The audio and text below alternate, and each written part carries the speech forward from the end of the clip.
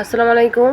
এই গরমে এরকম একটা হালকা রেসিপি যদি থাকে ভাতে তাহলে কিন্তু একদম জমে যায়, মানে অনেক তৃপ্তি সহকারে খাওয়া যায়। তার জন্য এখানে আমি ছোট ছোট পিস করে দুম্বা কেটে নিয়েছি, আর এখানে মলা মাছটা আগে সুন্দরভাবে কেটে নিয়েছিলাম, কেটে ধুয়ে পরিষ্কার করে নিয়েছি। এবার মলা মাছটা এই দোরমার মধ্যে মানে ধুন্দুলে দিয়ে নিচ্ছি। এবার আমি দিয়ে নিচ্ছি পেঁয়াজ কুচি, কাঁচামরিচ কুচি দিয়ে নিলাম। এবার হাত দিয়ে এটা এইভাবে ডলে নিব, আর হাত দিয়ে এইভাবে ফাইন করে ডলে নিলে কিন্তু মানে তরকারিতে কাঁচামরিচের একটা জাল বের হয়, গ্রানও বের হয়, আর এই তরকারিটা খেতেও ভালো লাগে। এখানে যেহেতু আমি হালকা মশলা বলেছি তার জন্য এখানে সব হালকাই দিব। এই ধুন্দুলের তরকারিটা মানে হালকা মশলা দিয়ে রান্না করলে অনেক ভালো লাগে।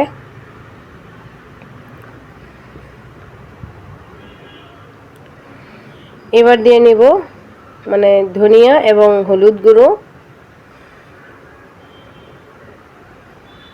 স্বাদ মতো লবণ দিয়ে নিলাম। লবণটা কমই দিলাম যেহেতু মানে ধুন্দুলি কমে যাবে। তারপরে দিয়ে নিলাম হচ্ছে মানে সরিষার তেল। এখানে আমি সরিষার তেল দিয়ে রান্না করবো এটি। এবার সব কিছু একসাথে ফাইনভাবে মিশিয়ে নেব, যেহেতু হালকা মশলা তার জন্য এখানে আমি শুকনো মরিচ দিইনি। এবার হাত দিয়ে ফাইনভাবে এটা মেখে নেব। আর আজকে এই ধুন্দুলের তরকারি শুধু কাঁচামরিচ দিয়ে রান্না করব, তার জন্য কাঁচামরিচটা ডলেও দিয়েছি ফাইনভাবে। আর এইভাবে হাত দিয়ে খুব সুন্দরভাবে একদম মানে মুজিয়ে নেব খুব সুন্দর করে। যেহেতু এটা হাতে মাখাতে হলে ভালো করে হাত দিয়ে ভালোভাবে মাখাতে হবে, তাহলে কিন্তু তরকারিটা খেতেও ভালো লাগে। আর যেহেতু সরষের তেল দিয়েছি সুন্দর একটা গ্রানও বের হচ্ছে, খুবই সুন্দর একটা গ্রানও বের মানে হচ্ছে, এবং খেতেও ভীষণ মজা হয়েছিল। এভাবে হালকা মশলায় অতিরিক্ত গরম পড়লে ওরকম হালকা মশলায় তরকারি যদি করে খান তাহলে কিন্তু অনেকটাই মানে ভালো লাগে। এবার একটা কড়াই দিয়ে নেব, আর এখানে আমি কোনো পানি দিব না। আর এই বাটিতে যে পানি আছে আর এই ধুন্দুল থেকে যে পানিটা উঠবে এটা দিয়ে কিন্তু আমার রান্নাটা শেষ হয়ে যাবে।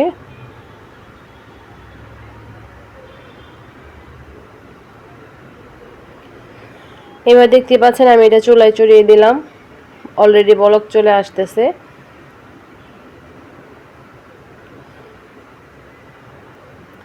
এটা ফাইন করে আমি জাল করে নিচ্ছি।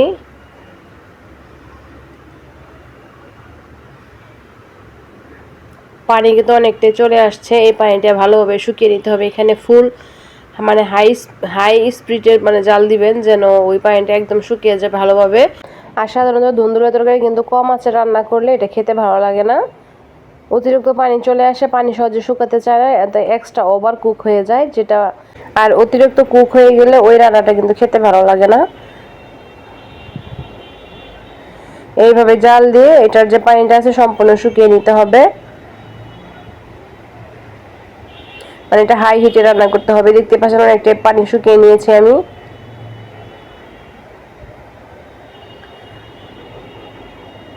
এরকম হালকা মশলায় ধুন্দুল এবং ছোট মাছের তরকারি কে কে পছন্দ করেন, আর এই রান্নাটা কিন্তু খুবই মজা হয়, মানে এইভাবে রান্না করে দেখবেন।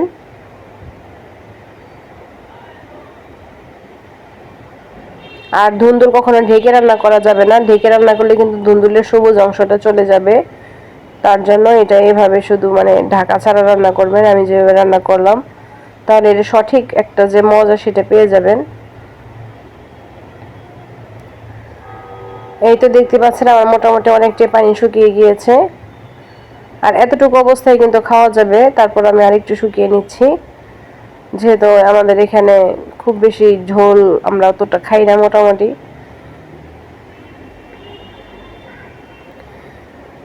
এবার এই তো এরকম অবস্থায় নামিয়ে ফেলবো।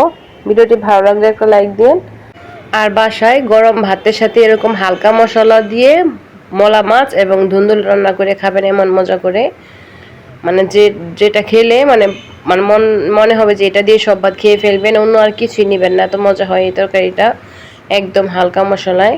এটা স্বাস্থ্যসম্মত যেমন, খেতেও ভীষণ মজা হয়, মানে ভাতের কালারটা একদম হালকা হলুদ হয়। এটা ভীষণ মজার একটা তরকারি, চাইলে বাসায় এভাবে রান্না করে দেখতে পারেন।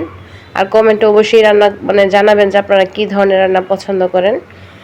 আর কি বলবো, ভিডিওটি ভালো লাগলে লাইক কমেন্ট শেয়ার সাবস্ক্রাইব করবেন। যারা নতুন আছেন সাবস্ক্রাইব করে বেল আইকন অন করে রাখবেন, চাইলে শেয়ারও করে দিতে পারেন।